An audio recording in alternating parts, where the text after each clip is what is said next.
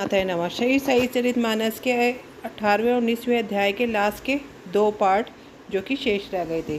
निंदा संबंधी उपदेश देने के लिए किसी विशेष समय या स्थान की प्रतीक्षा ना कर बाबा यथा योग्य समय पर ही स्वतंत्रता पूर्वक उपदेश दिया करते थे। एक बार एक भक्त ने बाबा की अनुपस्थिति में दूसरे लोगों के सम्मुख किसी को अपशब्द कहे।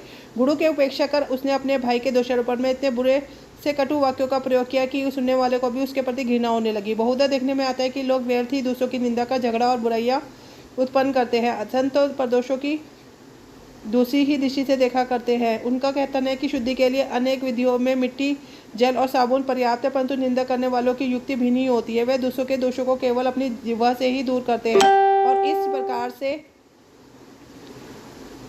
दूसरों की निंदा कर उनका उपकार ही किया करते हैं, जिसके लिए वे धन्यवाद के पात्र। निंदक को उचित मार्ग पर लाने के लिए साईं बाबा को पद्धति स्वतः ही भिन्न थी। वह तो सर्वज्ञ थे, इसलिए उस निंदक के कार्य को वह समझ गए। मध्यकाल में जब लैंडी के समीप उससे भेंट हुई तब उन्होंने बिस्टा खाते हुए एक सुअर की ओर उंगली उठाकर उससे कहा कि देखो वह कितने प्रेमपूर्वक बिस्टा खा रहा है। तुम भी जो जी भर करके अपने भाई को सदा शब्द कहते रहते हो और यह तुम्हारा आचरण भी ठीक उसी के सदस्य है। अनेक शुभकर्मों के परिणाम स्वरूप ही तुम्हें मानव तन प्राप्त हुआ और इसलिए यदि तुमने इसी प्रकार आचरण किया तो शिरडी तुम्हारी सहायता नहीं कर सकेगी। कहने का तात्पर्य यह है कि भक्त ने देश ग्रहण कर लिया और वहाँ से चला गया। इस प्रकार प्रसंगानुसार ही उपदेश दिया करते थे। यदि उन पर ध्यान देकर नित्य उनका पालन किया जाए तो आध्यात्मिक ध्येय अधिक दूर न होगा। एक कहावत प्रचलित है कि यदि मेरा श्री हरि होगा तो वह मुझे चारपाई पर बैठे बैठे भोजन पहुंचाएगा। यह कहावत भोजन और वश के विषय में सत्य प्रतीत हो सकती है, परंतु यदि कोई इस बात पर विश्वास का आलस्यवश बैठा रहे तो वह आध्यात्मिक क्षेत्र में कुछ भी प्रगति न कर उल्टे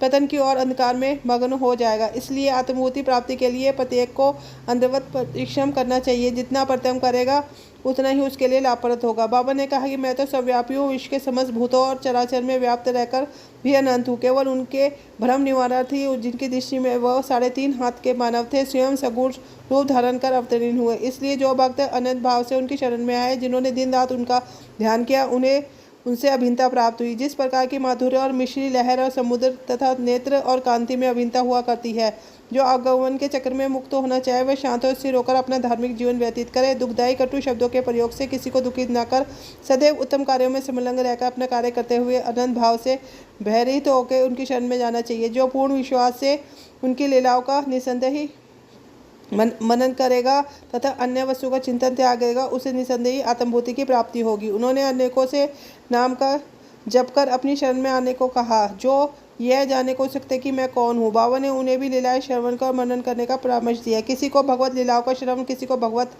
पद पूजन, तो किसी को अध्यात्म, रामायण व गणेश्वरी तथा धार्मिक ग्रंथों का पठन व अध्ययन करने के लिए कहा। अनेकों को तो अपने शरणों के समीप ही रखकर बहुतों को खंडोबा के मंदिर में भेजा तथा अनेकों विष्णु सहस्रनाम का जाप करने के लिए छंदोज्योति, उपनिषद तथा गीता का अध्ययन करने को कहा। उनके उपदेशों की कोई सीमा नहीं थी। उन्होंने किसी को प्रत्यक्ष और बहुतों को स्वप्न भी दृष्टांत दिए। एक बार वह एक मद्रा सेवी के स्वप्न में प्रकट होकर उसकी छाती पर चढ़ गए। जब उसने वर्तमान त्यागने की शपथ खाई तभी उसे छोड़ा। किसी किसी को मंत्र जैसे गुरु ब्रह्मा आदि का अर्थ स्वप्न में समझाया। कुछ हठयोगियों को हठयोग छोड़ने की राय देकर चुपचाप बैठ धैर्य रखने को कहा।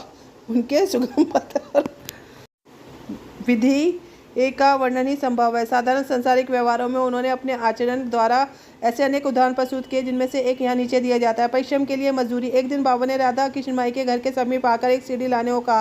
तब एक भक्त सीढ़ी लेने गया। उसके बतलाए हुए अनुसार बामन गोद करके घर पर उसे ले गया। वह उनके ऊपर चढ़ गए। राधा कृष्ण माई के छप्पर पर से दूसरे छोर से नीचे उतर गए। इसका अर्थ है कि किसी को समझ में न आए। राधा कृष्ण माई इस तरह जबर से काँप रही थी, इसलिए हो सकता है कि उनका ज्वर दूर करने के लिए उन्होंने ऐसा किया हो। नीचे उतरने के पश्चात शीघ्र ही उन्होंने सीढ़ी लाने को कहा कि 2 रुपये पारिश्रमिक स्वरूप दिए। तब एक ने मिसाज करके पूछा कि इतने अधिक पैसे देने का अर्थ रखता है।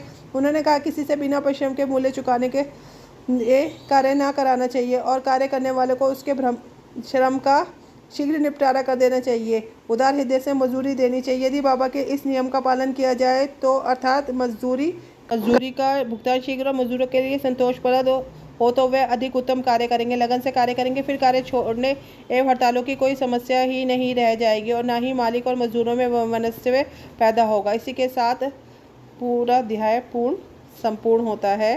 श्री सद्गुरु साईनाथार्पणमस्तु। शुभम भवतु।